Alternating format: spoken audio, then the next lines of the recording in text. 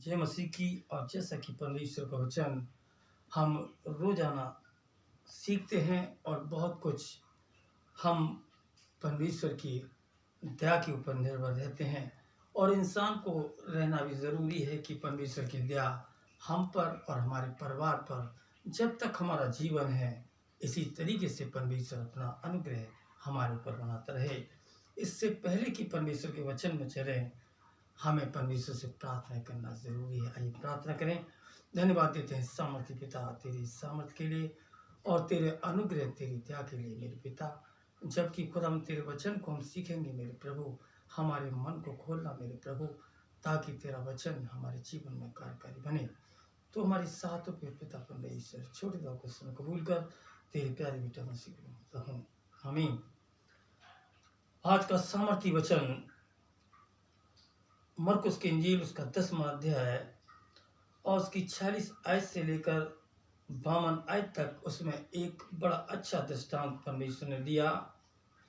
एक अंधा इंसान जो अपनी आंखों से लाचार था, भीख मांगा करता था, लेकिन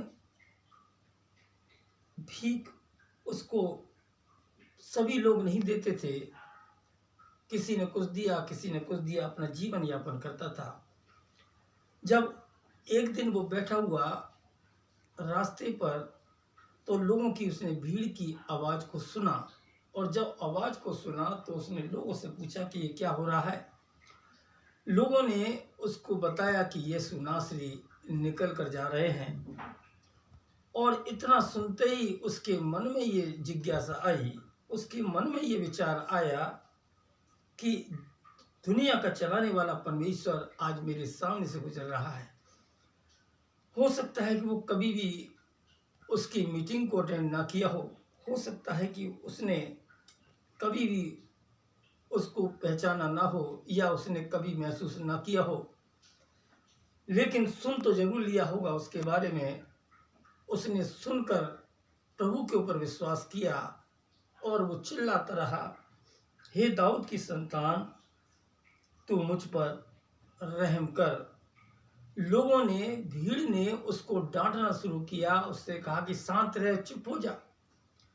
जब यीशु ने उसकी आवाज़ को सुना, क्योंकि आवाज़ लोगों ने उसकी दबा दी, लेकिन प्रभु ने फिर भी उसकी दबी हुई आवाज़ को सुना।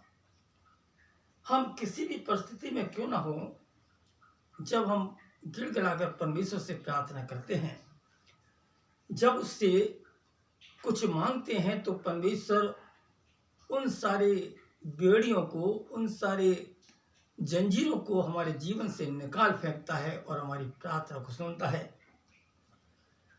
52वीं आयत में यीशु ने उससे कहा, चला जा, तेरे विश्वास ने तुझे चंगाई दी। उसने उससे पहले, यीशु ने उससे पूछा कि तू क्या चाहता है। एक भिखारी क्या चाहेगा? मोस्टली चाहते यही है कि उसको धन पैसा जो भी दक्षिणा देना चाहें, जो भी कुछ देना चाहें, उसमें राजी रहता है। लेकिन इस इंसान ने यीशु से कहा कि प्रभु मैं चाहता हूं कि मैं देखने लगूं। यीशु को उसकी इस प्रार्थना पर बड़ा अचंभा हुआ और कहा कि मैं चाहता हूं कि तू चंगा हो जा।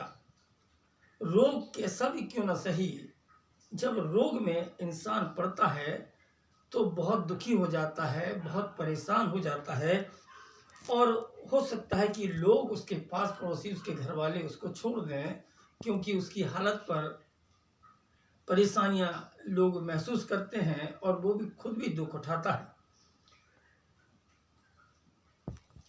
नीति वचन उसका 18वां अध्याय और उसकी 14वीं आयत में लिखा हुआ है कि रोग में मनुष्य अपनी आत्मा से संभलता है, परंतु जब आत्मा हार जाती है तब इसे कौन सह सकता है।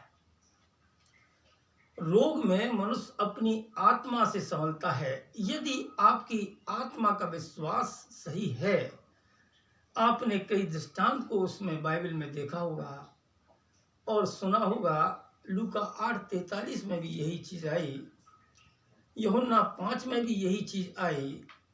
8:43 में एक रोगिन स्त्री उसने अपने मन में ये विचार किया, यदि मैं उसके कपड़े छू लूंगी तो मैं चंगी होंगी। तो कहने का मतलब ये कि उसके पिछले बीते हुए वर्ष रोग से पीड़ित थे, रोग में थी वो स्त्री, फिर भी उसने अपनी आत्मा के बल से, अपने विश्वास के बल से परमेश्वर के अनुग्रह को, परमेश्वर की दया को जीत लिया और उस विश्वास पर वो खरी उतरी, जिस विश्वास पर परमेश्वर चाहता है कि मैं और आप उसके ऊपर विश्वास करें। रोग कैसा भी क्यों न सही, परमेश्वर सारे रोग को जानता पहचानता है, और जब वो हुक्म देता है तो अच्छे अच्छे रोग, अच्छी अच्छी परेशानियां इंसान के जीवन से दूर चली जाती हैं, भाग जाती हैं, गायब हो जाती हैं। क्योंकि रोग का आना परमेश्वर की योजना के मुताबिक है कि परमेश्वर की क्या इच्छा है इंसान से, खुद परमेश्वर जानता है। लेकिन यहाँ बाइबल में एक जिक्र आया है इन्हीं बातों का कि इंसान इन रोग से छुटकारा कैसे पाए, इन तकलीफों से इंसान कैसे निजात पाए, कैसे छुटकारा पाए। वो तो यही परमेश्वर का साफ सुथरा उदाहरण है, बड़ा पाक साफ उदाहरण है, बड़ा क्लियर उदाहरण है कि नीत वचन जैसे लिखा है, रोग में मनुष्य अपनी आत्मा के द्वारा संभलता है। अब आत्मा के द्वारा संभलना, क्योंकि इस इंसान ने मरकुस की इंजील उसका 10वां अध्याय उसकी 52वीं आयत में जो लिखा, यीशु ने उससे कहा, चला जा, तेरे विश्वास ने तुझे चंगा किया।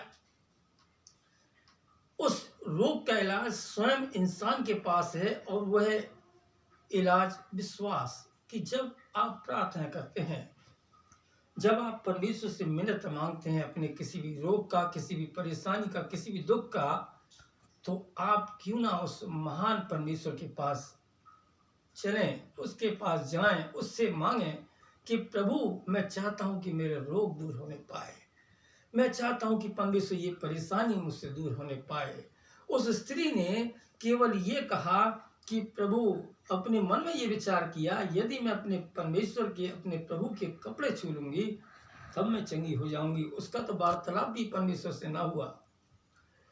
38 साल का जो रोगी था, वो यीशु मसीह के सामने उसका आमना सामना हुआ, एनकाउंटर हुआ। यीशु ने उससे पूछा, सारी उसने बातें बता दी, और उसने ये भी कहा कि प्रभु मेरे पास कोई भी इंसान नहीं है, सारे इंसान मेरे यहाँ से चले गए, मुझे छोड़ छाड़ कर चले गए, मैं अकेला बचा हूँ, मैं इस कुंड में कैसे उतरूं।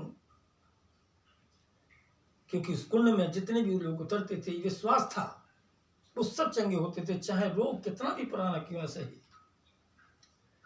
यीशु ने सोचा कि इसको कुंड में उतारने की जरूरत भी नहीं, और जिस चारपाई पर वो इंसान आया, उस चारपाई पर यीशु ने इशारा करके कहा कि जिस चारपाई पर तू आया है उसी चारपाई को उठाकर तू चला जा, क्योंकि तेरे विश्वास ने तुझे चंगाई दी।